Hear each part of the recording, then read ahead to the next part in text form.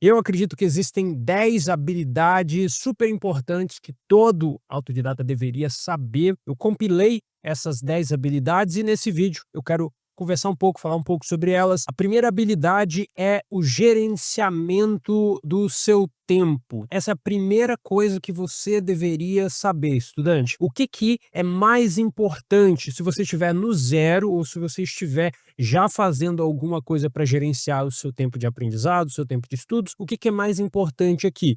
O mais importante são as listas. Por quê? Porque a gente fica muito preso em aplicativos, em sistemas, em métodos, mas as listas são basicamente o que você precisa. Por quê?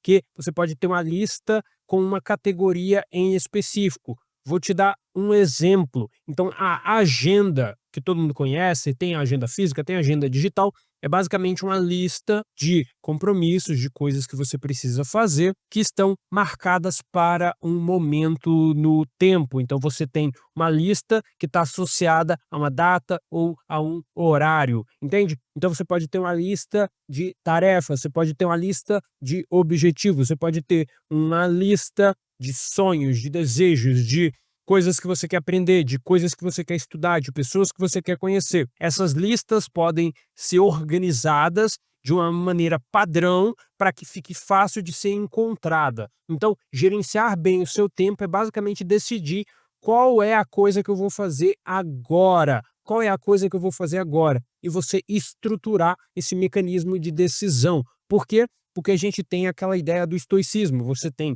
coisas que você controla e coisas que você não controla. Aí você, aceitando que existem coisas que você não controla, como que você controla o que é possível ser controlado? E a resposta para isso começa com o gerenciamento do seu tempo. Então agora você está vendo esse vídeo. Talvez você tenha um momento na sua agenda para ver vídeos no YouTube. Talvez você tenha um momento do seu checklist diário, onde você gosta de se entreter ou gosta de aprender habilidades de desenvolvimento pessoal. Esse vídeo aqui está meio que dentro desse bloco de tempo separado para isso. Talvez você tenha um bloco de 2 horas e esse vídeo está lá, depois você vai estudar outras coisas. Talvez você tenha um bloco menor, você vai ver apenas esse vídeo. O que você tem que pensar para melhorar nessa habilidade? A principal coisa é a reflexão. Eu quero dizer que você constantemente, durante o seu trabalho, é claro, vai estar se perguntando: o que eu devo fazer agora? Por exemplo, eu estou agora gravando um vídeo. Aí depois que eu gravar o vídeo, eu tenho que pensar o que eu tenho que fazer agora. Eu tenho que colocar o vídeo numa pasta. Depois que eu colocar o vídeo numa pasta, eu preciso marcar no meu sisteminha lá que o vídeo foi gravado e agora vai para a próxima fase, que é a fase de edição. Aí eu tenho que fazer isso, porque senão eu não vou saber. Entende? Aí vai ter vídeos que estão no computador, que não foram editados, e isso vai virar aquela bagunça. Um sistema estruturado, ele não nasce estruturado, ele se torna estruturado à medida que você reflete e você modifica esse sistema inicial, que é falho, para que ele se ajuste à sua necessidade cotidiana. Então, nenhum método de produtividade funciona para o João e para Maria. Vocês dois podem começar com um único método e à medida que você reflete e você modifica esse método de planejamento, você vai encontrar que se você fizer de um outro jeito, ele vai funcionar melhor. E aí você continua refletindo, isso aqui eu vou precisar mudar assim. E não tem como uma resposta ser dada especificamente para você, porque a sua vida é diferente da vida de uma outra pessoa. A segunda habilidade que eu acredito que todo autodidata deveria ter é a habilidade de dormir de forma inteligente. Eu separo esse dormir de forma inteligente em algumas categorias, tá bom? Então vamos imaginar que você está em uma situação onde o seu sono está desregulado, ou seja, você não tem uma média, você não tem uma média de horas que você dorme, você não tem uma média de que hora que eu acordo, que hora que eu vou dormir. Então tá tudo bagunçado. Vamos começar do caos e aí a gente vai estruturando. A partir desse momento, o que eu gostaria de fazer? Então a primeira coisa é decidir a quantidade de horas que serão dormidas ou que você vai passar na cama. Isso daqui é importante para mim porque Às vezes você fica muito tempo na cama e mesmo assim dorme muito pouco. Às vezes você dorme muito, mas você poderia dormir até mais do que aquilo. Então, como fica muito difícil de controlar nessa situação, eu gosto de definir uma quantidade de horas que eu acredito que na média, ou seja, numa média semanal, numa média mensal, eu vou conseguir ter uma quantidade média de sono bem satisfatória. Eu não estou indo no perfeito, 8, 10 horas de sono, mas também não estou indo no virar à noite, não ter 2, 3 horas de sono. A ideia aqui dessa primeira categoria é que quando você decide, eu vou dormir 6 horas, se eu estou indo dormir às 10 da noite, eu vou colocar meu celular e contar 6 horas para frente e vou colocar o celular para despertar naquele momento e vou tentar levantar. A próxima coisa que eu posso fazer, não precisa ser em sequência necessariamente, mas é uma outra coisa que eu gosto de fazer a depender da situação, é decidir um horário fixo para acordar. Então, você vai acordar todos os dias às 5 da manhã, às 6 da manhã, às 7 da manhã, às 8 da manhã, dependendo, é claro, da sua vida. Isso para mim é bastante útil porque existe aquela ideia do círculo ultradiano, né? Existem essas ondas de energia que o nosso cérebro disponibiliza para que a gente viva o dia a dia e às vezes a gente está acordando em um horário onde o nosso nível de energia está lá embaixo e às vezes a gente acorda quando o nível de energia está lá em cima. Dependendo do horário que eu, por exemplo, acordo, eu consigo quase que estimar o nível de produtividade. Tem dias que eu vou ser produtivo umas 10 horas, tem dia que eu vou ser produtivo umas 4 horas, e isso, pelo menos para mim, é mais influenciado pelo horário que eu acordo no dia do que pela quantidade de sono que eu obtive. Então essas duas ideias, quando você para e reflete sobre elas, eu acredito que vai ficar muito mais fácil de você dormir de forma mais inteligente. Terceira habilidade que eu acredito que todo autodidata deveria ter é ser consistente no lugar de ser motivado. A consistência tem a ver com a frequência com que aquele comportamento é manifestado na sua rotina. E a motivação tem a ver com a energia para se mover. Aquela energia que você acorda em alguns dias do seu mês, você acorda extremamente energizado e consegue fazer o que você em semanas não conseguiu. Ser consistente no lugar de ser motivado, às vezes é um contrassenso porque a gente quer aproveitar os momentos onde a motivação aparece. O grande problema aqui é que, às vezes, ela não aparece no momento em que você precisa. E quando isso acontece, pelo menos para mim, eu quero já ter bem construído no meu ser, digamos assim, alguns bons hábitos de work ethic, ou seja, aquela quantidade de comportamentos e hábitos que você constrói ao longo de meses e de anos. Então, ser consistente é melhor do que ser motivado, não porque você não consiga ser produtivo, ser eficiente quando você está motivado, e sim por causa da infrequência, por causa da falta de constância em que você consegue ser motivado, que do contrário, ao ser consistente, você estando ou não motivado vai conseguir produzir, vai conseguir fazer o que você acredita que precisa ser feito. A quarta habilidade que eu acredito que autodidatas precisam ter e desenvolver é a inclinação ao resolver problemas. Mas antes de eu explicar um pouco sobre ela, se você está gostando desse vídeo e desse formato e desse assunto, considere curtir esse vídeo, isso vai me ajudar pra caramba. Então, a comunidade autodidata que está me vendo, meu muito obrigado. Então, inclinação para resolver problemas. O que eu quero dizer com isso? Quando você encontra um problema, o que é um problema? O problema é uma sensação que você tem de que algo não está no local ou no lugar ou na situação que deveria estar. Por exemplo, lendo um livro e não entende o assunto, ou você está conversando sobre algo e não consegue falar sobre o que você está conversando. O problema é apareceu alguma coisa que você não está preparado para resolver. Então, como que a gente quer lidar com isso? A gente quer ter uma inclinação ao resolver problemas. Eu quero dizer que o seu pensamento deve ser aquele do mindset de crescimento, aquele de que, mesmo que eu não tenha o conhecimento agora para lidar com essa situação, se eu estudar e se eu me desenvolver, eu vou estar melhor no futuro para resolver esse tipo de situação, ok? Esse é o primeiro ponto. O segundo ponto tem a ver com aceitação. Aceitar que o problema que apareceu na sua frente é de fato um problema. Muitas pessoas não conseguem nem aceitar o problema é manifestado e você não consegue lidar com ele porque você não aceita a realidade que está sendo jogada na sua cara. Essa ideia de resolver um problema tem a ver com aceitar que o problema existe, depois você ir em busca para que você resolva esse problema. A principal ideia aqui desse tópico 4 aqui é que a resolução de problema tem que ser um dos pilares, um dos valores que você possui. À medida que você percebe que você tem objetivos, desejos e sonhos e valores e etc., você logo após vai notar que para conseguir manifestar essas vontades, para conseguir chegar até esses objetivos, a resolução de problemas, de muitos problemas, é praticamente um passaporte, porque sem isso você não vai conseguir nem chegar perto, e daí vem a grande importância da aceitação. O problema A, B ou C existe, ele está ali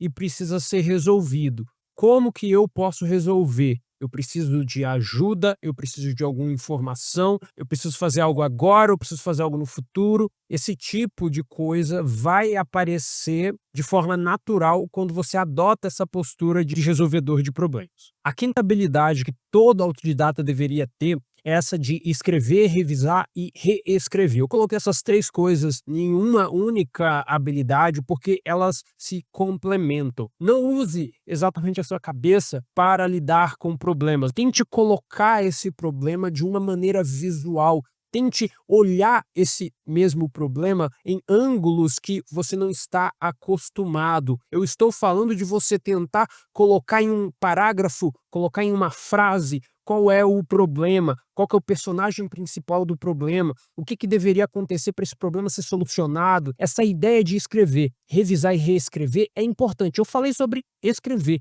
mas o revisar é o quê? Revisar é quando você consegue articular um problema que se manifestou na sua frente e você escreve da primeira vez, você pode até, ao passar por essa fase, ao reler aquilo que você acabou de escrever, você vai perceber algumas pequenas falhas de articulação e de falta de clareza. À medida que você vai escrevendo, você vai percebendo os seus erros de raciocínio. Quando você está somente pensando, a gente tem essas coisas dos vieses cognitivos, a gente tem essas falhas de raciocínio, que são basicamente maneiras que o cérebro tem de proteger o nosso senso de realidade, a nossa confiança, entendeu? A nossa sensação de que somos bons em alguma coisa. Então, quando a gente começa a tirar da cabeça, a gente consegue desvendar o que o nosso cérebro vendou, o que o nosso cérebro colocou esse cabresto para evitar que a gente passasse por certas emoções negativas. Quando você revisa, você vai conseguir encontrar esses problemas na sua articulação. E aí, o reescrever é basicamente você identificando que existe um problema, você vai conseguir perceber, não, isso aqui não faz o menor sentido. Às vezes você escreve um texto que quando você estava escrevendo fazia todo sentido, mas aí você lê em voz alta, você fala, isso não faz o menor sentido, que frase doida é essa? E isso só acontece quando você coloca no papel meio externo ao seu cérebro, tá? À medida que você avança nesse tipo de habilidades, você pode usar ferramentas visuais como mapas mentais, como post-its, para tentar representar ideias abstratas que é, de fato, difícil de ser escrito em palavras, difícil de articular. Às vezes você demoraria 20 linhas para articular um pensamento que em poucas imagens ali você consegue descrever. A sexta habilidade que eu recomendaria para todo autodidata desenvolver são a elaboração de hipóteses a todo momento. O que eu quero dizer com isso? Bom, você está em uma experiência química, uma experiência social, entende? Existem coisas que estão acontecendo a todo momento de maneira interna e existem coisas que acontecem de maneira externa e o impacto do encontro desses dois grandes mundos geram emoções, sensações, sentimentos que às vezes é muito difícil de entender e às vezes é muito difícil de articular. Isso acontece também quando você está se envolvendo com outros seres, né? Seres humanos, né? E isso faz com que a habilidade de elaboração, da elaboração de hipóteses a todo momento seja tão relevante. O que está acontecendo aqui? o que que essa pessoa está querendo dizer, qual que é a frase principal. Existe um problema que está aparecendo aí, que essa pessoa está querendo me dizer, mas não consegue articular? O que que de fato existe ali de objetivo? Será que existe um objetivo? Será que é um objetivo mais racional ou será que é um objetivo mais emocional? Tá? Isso também pode ir de maneira oposta, de você para com o mundo. Você pode, em vez de falar usando metáforas, usando analogias, fale de maneira seca e racional para ver se o entendimento acontece. E se não acontecer, fale de maneira filosófica, fale de maneira abstrata, fale de maneira analógica, usando analogias. E assim você, de maneiras diferentes, ou seja, o que eu estou falando aqui é para você construir um arsenal, construir um acervo de formas, de maneiras de se comunicar, para que quando o envolvimento com seres externos, até mesmo você, quando você tenta comunicar com você mesmo sem mentir, quando esse envolvimento acontece, você tem o autocontrole para modificar. Ah, então você não entendeu, então eu vou tentar essa outra forma. Ou seja, o conteúdo é o mesmo, mas a forma de apresentação mudou. É como se você estivesse olhando para cá e aí você alterou um pouco o ângulo. Você mudou a maneira de representar aquela ideia, aquela forma. Então, a elaboração de hipóteses a todo momento tem a ver com isso. Você, recebe um estímulo externo ou interno. 2, você tenta representar esse estímulo com uma hipótese, ou seja, você tenta explicar. Será que a pessoa quis dizer isso? Será que a pessoa quer isso? Será que a pessoa quer aquilo? E aí, quando você vai responder, você vai observar o resultado. A depender do resultado, você pode falar o que você acabou de dizer, mas de uma maneira diferente, com um espelho diferente que representa o que você acabou de dizer. Quando você faz isso, a outra pessoa pode entender ou pode não entender, e se a pessoa tiver paciência, você vai alterando as formas de se comunicar para que o entendimento aconteça. A sétima habilidade é a gente tirar um pouco do conhecimento que a humanidade desenvolveu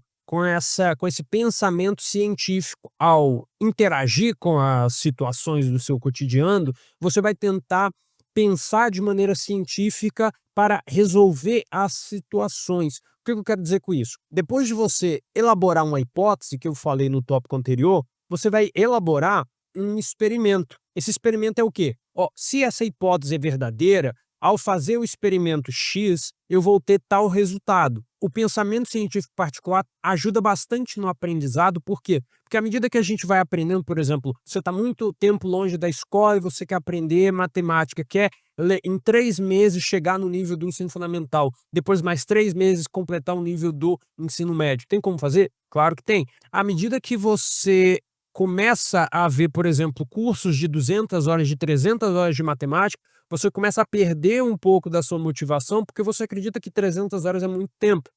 E a hipótese que você gera de maneira automática ou de maneira induzida pelo marketing dessas pessoas é que o aprendizado só vai acontecer ao consumir essas 300 horas, essas 200 horas. O que eu estou querendo te dizer aqui é que você saia um pouco do viés do marketing, ou seja, das promessas feitas por quem vende curso, inclusive aqui no canal, e comece a pensar de fora, comece a pensar por afirmações ou por hipóteses que estão relacionadas com o seu objetivo. Se o seu objetivo é aprender matemática, uma hipótese pode ser: eu só consigo aprender matemática fazendo o curso X?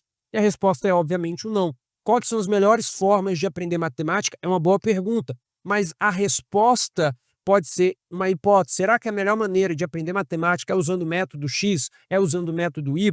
E aí você elabora um experimento com um tempo bem definido, 1 semana, 1 mês, para tentar entender se você está aproximando-se dessa afirmação, desse objetivo ou não, entende? Então, se você não faz isso daqui, você está sempre perdido, você sempre está com aquela ânsia, com aquela gana de consumir um monte de informação para aprender coisas, né? Aprender coisas, e você nunca definiu um território para ser dominado. Esse território vai ser determinado à medida que você desenvolve esse pensamento científico particular. Então, por exemplo, elaborar uma hipótese. Eu vou aprender matemática se eu assistir a playlist do Ferreto de Matemática Básica, essa é uma hipótese, beleza? Aí eu vou elaborar um experimento, e aí o experimento eu tenho que detalhar as ações que serão feitas. Então, eu vou lá na playlist, aí tem 30 vídeos, então eu sei que eu vou ter que ver 30 vídeos. Quantos minutos tem cada vídeo? Tem 30 minutos mais ou menos, então eu vou ter que ver mais ou menos, sei lá, 10, 20 horas de vídeo. Será que eu vou aprender matemática? Bom, será que aprender eu tô querendo dizer que aprender quer dizer ver as aulas, ver 10, 20 horas de aula quer dizer que eu aprendi? Será que só ver a aula vai resolver o meu problema ou será que eu tenho que treinar?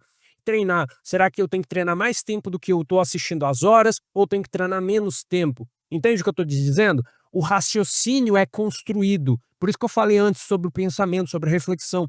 Então, às vezes a gente confunde o aprendizado com o consumo de material e não como o desconforto real que é o desenvolvimento de uma habilidade, por meio do treino, por meio da prática deliberada, por meio da prática intencional. A ideia aqui é você adotar esse pensamento científico. Nunca é o que o cara falou, é sempre o cara falou algo, você ouviu, você percebeu que existem afirmações ali que o cara está falando, talvez tentando te convencer, e aí depois você elabora uma hipótese. Será que fazendo o que a pessoa falou, isso e aquilo, às vezes você nem entende o que a pessoa falou, só está indo pela persuasão, e ao articular, e você pode usar a dica de escrever para parar de ser afetado pelo copyright, né, a escrita persuasiva, e aí você começa a, beleza, o que eu quero é isso, beleza. E o cara tá oferecendo aquilo, beleza, pode ser uma boa ideia. E aí você elabora um experimento, aí você faz, você tenta, você testa. A depender do seu histórico de vida, às vezes você tem dinheiro para gastar, às vezes você não tem dinheiro para gastar. Se você tem dinheiro para gastar, será que vale a pena? Será que não vale? Entende? Esse pensamento bem articulado que você coloca num papel, que você determina as variáveis, as particularidades, a depender da sua vida atual. Tudo isso é o que uma autodidata precisa ser capaz de desenvolver ao longo da sua jornada. Por isso que eu estou compilando aqui. E se você quer ver mais vídeos como esse aqui, se inscreva no canal, beleza? Então, vamos parar aqui essa 7 e vamos para o 8º. Eu comentei essa daqui ao longo do vídeo em alguns momentos, mas a articulação clara do seu pensamento. Então, o que eu quero dizer com isso? O pensamento claramente articulado quer dizer que você tentou demonstrar ou você tentou espelhar aquele sentimento que você está sentindo, aquela razão que você teve na sua cabeça por meio de palavras. Ou seja, existe uma dificuldade imediata em articular os pensamentos, as ideias, as emoções que a gente tem. E aí, quando a gente tenta traduzir isso que está acontecendo no território cognitivo, a gente encontra certa dificuldade a depender da sua literacidade, ou seja, quanta habilidade você tem para articular os seus pensamentos, para falar sobre as suas ideias. O que eu estou recomendando aqui e como que você vai fazer para desenvolver essa habilidade? A primeira coisa que você precisa saber aqui é que a articulação clara do seu pensamento é uma habilidade que é desenvolvida por meio da leitura e da escrita. Você pode passivamente ler 3 vezes por semana, todo dia um pouquinho, e ao longo do tempo, ao longo dos anos, isso vai aparecer aí no seu comportamento. Quando você começa a tentar falar de uma maneira mais clara, às vezes você não consegue, porque o seu repertório pode ser menor ou maior da pessoa que você está falando, e isso vai causar uma estranheza na pessoa que está te ouvindo. Então é preciso que você faça primeiro passivamente ler e escrever. Você pode, por exemplo, tentar escrever de uma maneira específica, né? Determinar quais são as barreiras dessa habilidade que você vai desenvolver. E à medida que você ir treinando, vou escrever nesse estilo, ou vou ir ler aquele estilo, você vai progressivamente melhorar essa sua capacidade. E essa empatia, não adianta nada se você começar a falar de um jeito que ninguém te entende, e não adianta nada se você começar a falar e não se importar com quem está te ouvindo. A penúltima habilidade que eu recomendo para você é que você vocalmente separe o mundo emocional do mundo racional. Adriano, o que você quer dizer com isso? Às vezes, em uma conversa, em uma discussão, existe uma espécie de dança. Imagina que tem uma linha na sua frente, uma linha. tá? E aí na parte esquerda dessa linha vai ter ali a parte mais emocional. Na parte direita dessa linha vai ter a parte mais racional. Na parte mais racional, você tem ali a elaboração de ideias, você ideia 1, ideia 2, você organiza essas ideias, você explica essa ideia e a outra pessoa, beleza, vai pegar essa ideia, vai responder, vai concordar e blá blá blá. É uma coisa mais de um ponto de vista de argumento, é uma coisa mais talvez robótica, é uma coisa mais clara, mais formal, e no emocional é um pouco mais bagunçado, a gente nunca tem muita clareza sobre o que está acontecendo, apesar de ser bacana, dependendo da situação, mas em situações onde falta compreensão da linguagem mais sutil, né, a linguagem corporal, quando falta esse tipo de competência e de habilidade, a linguagem informal ela faz esse trabalho de traduzir o que está acontecendo, já que a outra parte, que é a parte mais humana, não existe. Então, o que você precisa fazer aí? Você precisa deixar claro, ou seja, articular o seu pensamento para deixar claro para as pessoas envolvidas que o que você está falando está presente em uma certa categoria. Como assim? Você está literalmente definindo o seu ponto. Então, ó, meu objetivo é esse, eu quero chegar nesse ponto. Então, a partir desse ponto, a construção do meu argumento, ela tem esses pontos aqui. Ponto 1, ponto 2, ponto 3. Você concorda, você discorda, você acha que algum dos pontos estão errados, você acha que a conclusão está errada, você acha que o início está errado. E aí você mapeia o que você está dizendo e a outra pessoa pode te responder, pode ignorar tudo, pode iniciar um novo assunto, mas pelo menos foi mapeado a ideia principal para deixar fácil para a pessoa que está te ouvindo te responder de maneira adequada, tá? Isso não é necessariamente fácil, porque ninguém está muito disposto a discutir ideias de uma maneira formal, mas eu acredito que um pouco de paciência e se a outra pessoa realmente estiver interessada em fazer a discussão, eu acho que é muito fácil resolver problemas entre uma ou mais pessoas quando você decide desempacotar o problema de uma maneira formal. A última habilidade tem a ver com ler e ler. O que eu quero dizer aqui?